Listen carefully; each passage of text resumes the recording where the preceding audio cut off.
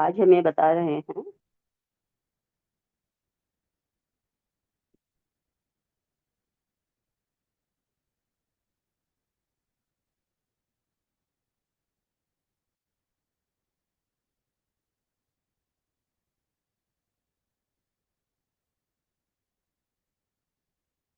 कल कहाँ तक पढ़ा था?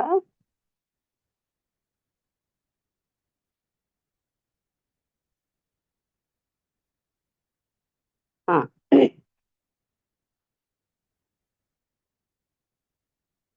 आज बता रहे हैं। ऋषिकेश हरिकेश बल जो थे ना, जिन पर उन्होंने अत्याचार किए, उनसे पूछा गया, आप किस सरोवर में स्नान करते हैं? आपका सरोवर कौन सा है?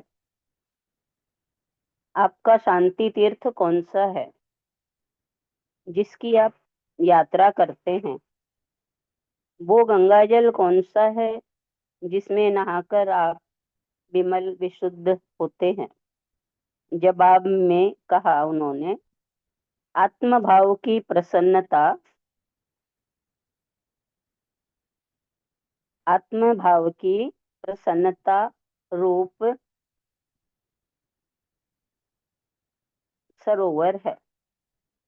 अंतर ब्रह्म शांति, अंतर ब्रह्म शांति तीर्थ है, जहाँ स्नान करके मैं विमल विशुद्ध शांत होकर अपने कर्म, रज और मन की मलिनता को दूर करता हूँ।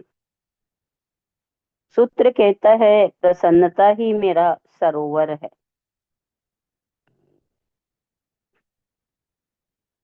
सूत्र कहता है, प्रसन्नता ही मेरा सरोवर है। भीतर का ब्रह्म, भीतर की आत्मा ही मेरा शांति तीर्थ है। अपने भीतर के सरोवर में स्नान करके ही अपने जन्म जन्मांतरों की मलिनता को, चित्त की विकृतियों को और मन के मालिन्य को धोता हूँ। इतनी गहराई भरा सूत्र बहुत आनंद देता है। प्रसन्नता से भरे हुए होने पर हर जगह आनंद और खुशी दिखाई देती है। विषाद की अवस्था में हर वस्तु विषादमयी दिखाई देती है।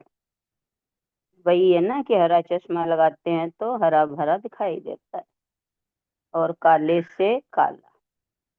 वैसा ही प्रफुल्ल हृदय से बगीचे में जाने पर फूल पौधे भी हंसते हैं, फूल पौधे भी हंसते दिखाई पड़ते हैं।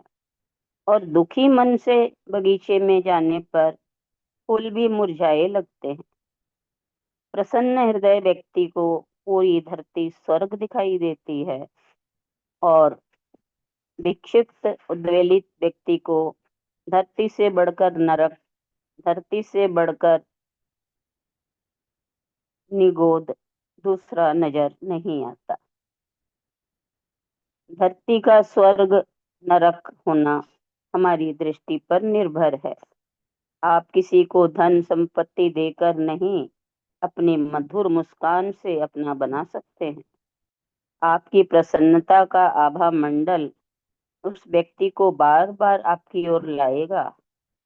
प्रसन्नता तो उस चंदन की तरह है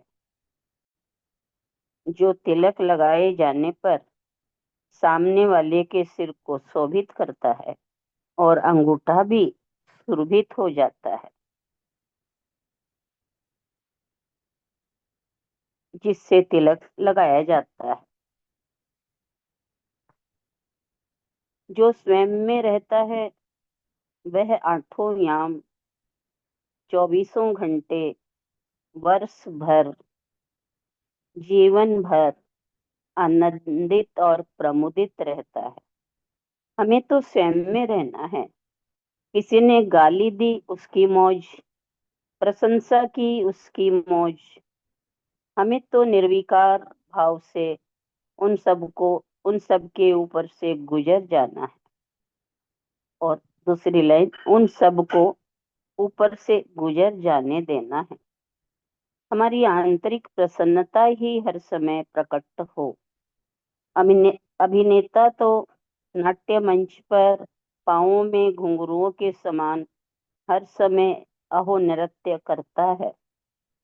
करता दिखाई देगा। हमें हर समय झूमना है, अहो नृत्य करना है, जीवन उत्सव हो जाना चाहिए। फूल खिलता है क्योंकि खिलना उसका स्वभाव है। भंवरे उसकी ओर आकर्षित हों इसलिए नहीं खिलता।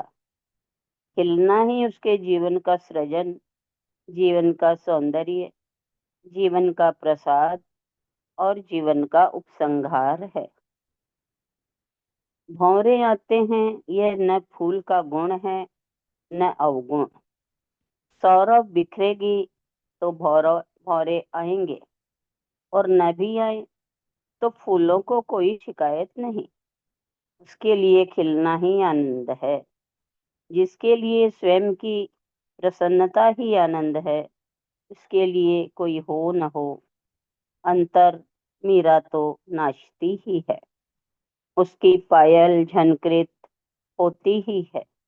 बिना बजाए ही वीणा गुंजार करती है।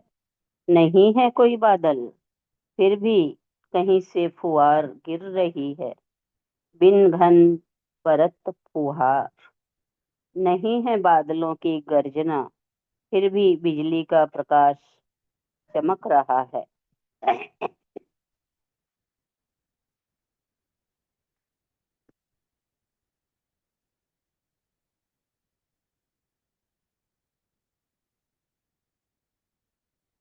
मैं तो दीपक की छोटी सी बाती हूँ। मेरा क्या है? जो कुछ है वह सब तेरा है। तेरा ही अवदान है। जो कुछ है वह अस्तित्व की ही अमृत वृष्टि है। यहाँ तो एक सहज दिया जल रहा है। उससे और कुछ दीपक जगमगा उठे तो सौभाग्य, न भी जल पाए तो कोई गम नहीं। संत के पास, गौतम के पास हजारों लोग पहुंचे, न भी पहुंचते तो कोई गिला न करते। पहुंच गए तो ज्योति का प्रकाश और फैल गया। दिया तो जल ही रहा है। जीवन तो परमात्मा की को समर्पित है। ये उसका काम है। वह हमसे क्या करवाता है, क्या करवाना चाहता है। भलाई परोपकार हो तो ठीक है, वरना हम तो अपनी मौज में हैं। अंतर हृदय में वीणा की झनकार है, मीरा के घुंघरू है। आपके लिए यह शरीर सलोना पुतला होगा, मेरे लिए तो बांस की पोंगरी है। मेरे लिए तो बांस की पोंगरी है, बांसुरी है। आप बांस को लाठी के रूप में मरणोपरांत सीढ़ी बनाने के काम में लेते होंगे, लेकिन जिसने जाना है, जिनके भीतर संगीत पैदा हो गया है, आनंद का निर्झर प्रवाहित होता है, वह जानता है कि ये केवल लकड़ी नहीं, इस पोंगरी में मधुर संगीत छिपा हुआ है। बस बजाने की कला आनी चाहिए। बस बजाने की कला आनी चाहिए। जब बांस संगीत दे सकता है, तब क्या आप अपने जीवन में आंतरिक संगीत पैदा नहीं कर सकते? स्वयं जीवन को पंच कल्याणक महोत्सव नहीं बना सकते? बना सकते हैं।